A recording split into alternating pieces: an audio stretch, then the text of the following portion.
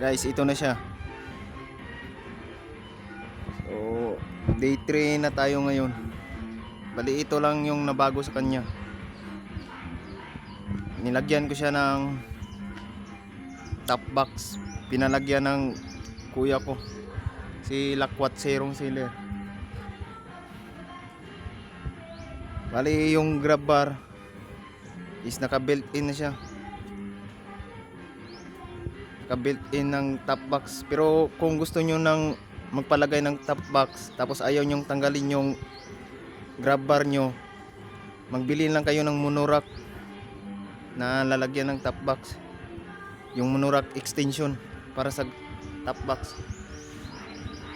Pero yung top box madali lang naman itong ilagay kasi may guide naman kung paano ilagay. So yun lang, madami pa akong i-upgrade dito.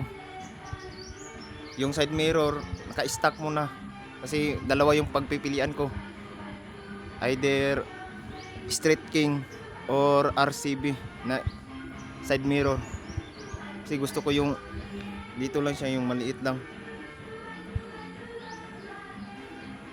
May nabawasa kasi ako, uso daw yung Street King, pero try ko tignan yung RCB. Tapos yung mugs, bala ko sanang palitan.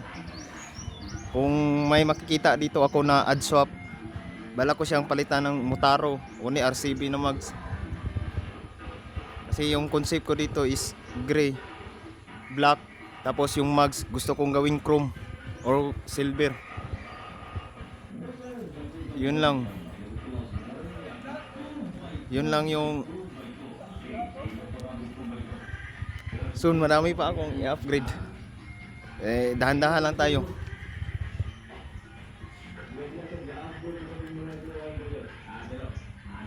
Dito na lang.